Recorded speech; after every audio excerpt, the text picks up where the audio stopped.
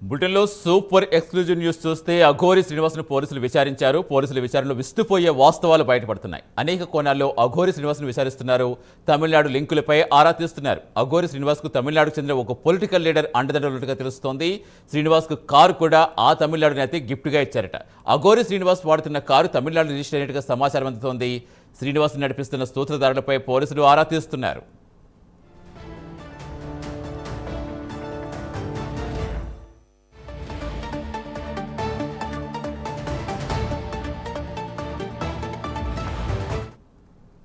అఘోరి శ్రీనివాస్ను పోలీసులు విచారించారు. పోలీసుల విచారణలో విస్తుపోయే వాస్తవాలు బయటపడుతున్నాయి. పూర్తి సమాచారం ఇచ్చేందుకు మా కరెస్పాండెంట్ కుమార్ లైవ్లో జరుగుతున్నారు. కుమార్, ఈ అఘోరి శ్రీనివాస్ వ్యవహారం ఒక పెద్ద సీరియల్ లాగే కంటిన్యూ అవుతోంది. రోజుకు ట్విస్ట్ బయటకు వస్తోంది. అసలు ఏంటి, తెలుగు రాష్ట్రాలే కాదు తమిళనాడులో కూడా అంటే ఇలాంటివన్నీ చేస్తాడా? అసలు మళ్ళీ ఇలాంటి వ్యక్తికి అలా పొలిటికల్ లీడర్స్ కూడా అండదండలు ఏం చూడాలి? ఇంకా ఏం చెప్తున్నారు పోలీసులు? Thank you Satish. తెలుగు రాష్ట్రాల్లోనే సంచలనం సృష్టించిన అఘోరి అలియాస్ శ్రీనివాస్ కేసుకు సంబంధించి నిన్న మోకిలా పోలీసులు అఘోరిని మాత్రం 4 గంటల పాటు అయితే విచారించడం జరిగింది. ముఖ్యంగా చూసుకున్నట్టయితే గతంలోని అఘోరి అలియాస్ శ్రీనివాస్ అనేక వివాదాల్లోని అతను ముఖ్యంగా ఉన్నట్లయితే తెలుస్తుంది. ఆ తర్వాత ఏదైతే ఇటు చూసుకున్నట్టయితే తాజాగా కూడా అతను పెళ్ళి అయితే చేసుకున్నారు. పెళ్లి చేసుకున్న తర్వాత ఇటు సోషల్ మీడియా ద్వారా కావచ్చు అనేక వేధింపుల కారణంతో వాళ్ళు ఇక్కడి నుంచి అయితే ఇటు ఉత్తరప్రదేశ్ వైపు అయితే వెళ్ళిపోవడం జరిగింది. ముఖ్యంగా అఘోరి పెళ్లి చేసుకోకముందు ఒక సినీ నిర్మాతను మోసగించి ఆమె దగ్గర 9.80 లక్షల రూపాయలు అయితే తీసుకోవడం జరిగింది. ఇటు పూజలు చేపిస్తానంటూ కూడా ఆమె దగ్గర 9.80 లక్షలు తీసుకున్న తర్వాత కూడా మరొక 5 లక్షలు ఇవ్వాలంటూ కూడా బెదిరింపులకు అయితే పాల్పడ్డాడు. ఈ నేపథ్యంలోనే ఫిబ్రవరి 25వ తారీఖున ఏదైతే ఆమె మోకిలా పోలీసులను ఆశ్రయించి దీనిపై ఒక కేసు అయితే నమోదు చేశారు. దానిపై కూడా ఫిబ్రవరి 25వ తారీఖున ఎఫ్ఐఆర్ కూడా నమోదైంది. ఆ కేసు ఆధారంగా ఇటు మోకిలా పోలీసులు కూడా ఒక బృందం కింద ఏర్పడి ఇటు మార్చి నెల 22వ తారీఖుని ఉత్తరప్రదేశ్ మధ్యప్రదేశ్ బార్డర్లోని ఇటు అఘోరి అలియాస్ శ్రీనివాస్తో పాటు ఆమె భార్యను కూడా ఏదైతే అదుపులోకి తీసుకుని హైదరాబాద్ అయితే తీసుకురావడం జరిగింది. ముఖ్యంగా అప్పటి నుంచి కూడా ఏదైతే ఇటు చేవెళ్ల కోర్టులో అఘోరిని హాజరుపరిచిన తర్వాత 14 రోజులు రిమాండ్ అయితే విధించడం జరిగింది. ఈ 14 రోజులు విధించిన తర్వాత కూడా ఇటు మోకిలా పోలీసులు కూడా చేవెళ్ల కోర్టులోని ఒక పిటిషన్ కూడా దాఖలు చేశారు.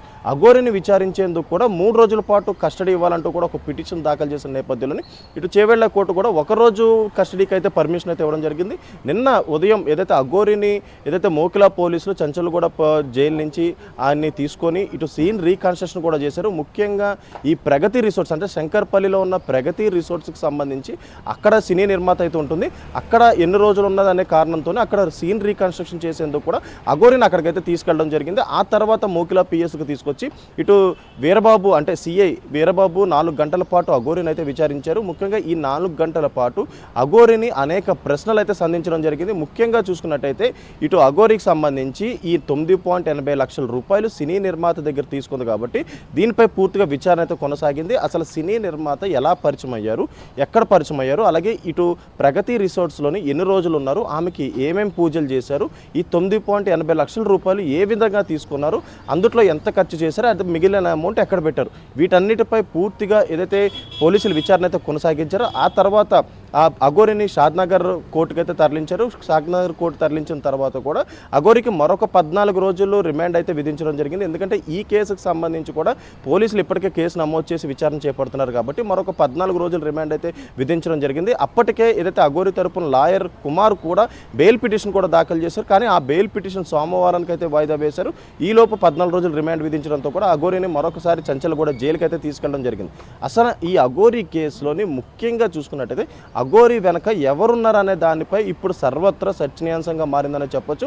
ఎందుకంటే అఘోరి అలియాస్ శ్రీనివాస్ ఒక పేదవాడు, కానీ అతనికి ఇన్ని డబ్బులు ఎక్కడి నుంచి వచ్చినాయి, అతనికి ఈ కార్ ఎక్కడి నుంచి వచ్చిన దానిపై ఇప్పటికే ప్రజలు కూడా ఒక క్వశ్చన్ అయితే వేస్తున్నారు. ముఖ్యంగా చూసుకున్నట్టయితే తమిళనాడుకు చెందిన ఒక బడా నేత అఘోరి వెనక ఉన్నట్లు కూడా ప్రస్తుతం మనకైతే తెలుస్తుంది. ముఖ్యంగా ఇతను ప్రకాష్ అనే వ్యక్తి తమిళనాడుకు చెందిన వ్యక్తి, ఇతను ఒక బడా వ్యాపారి, అలాగే ఒక బడా నేత కూడా తెలుస్తుంది. ముఖ్యంగా అఘోరికి ఉన్న కారు అంటే ఈ కేసులో చూసినట్టయితే అఘోరి అలియాస్ శ్రీనివాస్కున్న కారు కూడా చాలా చర్చనీయాంశంగా మారుతుంది. ఎందుకంటే అఘోరి ప్రతి చోట అంటే ఇటు 2 తెలుగు రాష్ట్రాల్లోనే కాదు, ఇటు ఉత్తరప్రదేశ్లో కావచ్చు, మహారాష్ట్రలో కావచ్చు, తమిళనాడులో కావచ్చు, కేరళలో కావచ్చు, ప్రతి చోట కూడా ఇదే కారు వేసుకొని తిరిగారు. అందుట్లో పుర్రెలు పెట్టుకోవడం, అలాగే అందుట్లో ఏదైతే పెట్రోల్ పెట్టుకొని ప్రతి చోట కూడా వివాదాస్పద వ్యాఖ్యలు చేయడం, ఇటు పోలీసులపై వివాదాస్పద వ్యాఖ్యలు చేయడం, ఒకవేళ తన దగ్గరకు వస్తే తను నిప్పంటించుకుంటానంటూ కూడా పెట్రోల్ పోసుకోవడం, ఇలాంటి అనేక సందర్భాలు మనం అయితే చూసాము. ఈ నేపథ్యంలో ఇప్పుడు ఈ కారు ఒక చర్చనీయాంశంగా మారింది. ఆ తమిళనాడుకు చెందిన ఒక బడా నేత ఏదైతే ఈ కారు అఘోరికి గిఫ్ట్ ఇచ్చినట్లయితే తెలుస్తుంది. ఈ కారు రిజిస్ట్రేషన్ కూడా తమిళనాడుకు చెందినదిగా అయితే ప్రస్తుతం మనకైతే తెలుస్తుంది. అసలు ఈ బడా వ్యాపారి, ఈ బడా రాజకీయవేత్త ప్రకాష్ అనే వ్యక్తి ముఖ్యంగా అఘోరి వెనకాల ఎందుకున్నాడు, అఘోరిని ఎందుకు ఇలా నడిపిస్తున్నాడు అనే దానిపై సర్వత్రా చర్చనీయాంశంగా మారింది. ఇప్పటికే అఘోరిపై పలు కేసులు అయితే నమోదైనాయి.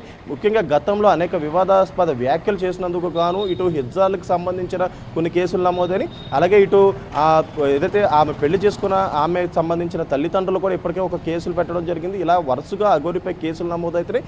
తాజాగా ఏదైతే ఒక సినీ నిర్మాతను మోసగించి 9.80 లక్షలు తీసుకున్న కేసులో కూడా అఘోరిని అరెస్ట్ చేశారు. కాబట్టి ఇప్పటికే 14 రోజులు రిమాండ్ విధించారు. నిన్నటితో ముఖ్యంగా రిమాండ్ ముగియడంతో కూడా మరొక 14 రోజులు కూడా రిమాండ్ అయితే ఏదైతే పొడిగించడం జరిగింది.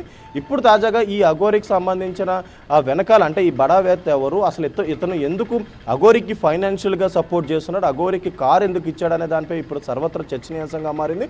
ముఖ్యంగా తమిళనాడుకు చెందిన ఈ బడా వ్యాపారవేత్త, బడా నేత ప్రకాష్ ఈ అఘోరి వెనకాల ఎందుకున్నారు, అఘోరికి కార్ గిఫ్ట్ ఎందుకు ఇచ్చారనే దానిపై ఇప్పటికే పోలీసులు కూడా విచారించేందుకు కూడా సర్వం సిద్ధం అవుతుందనే తెలుస్తుంది. సతీష్.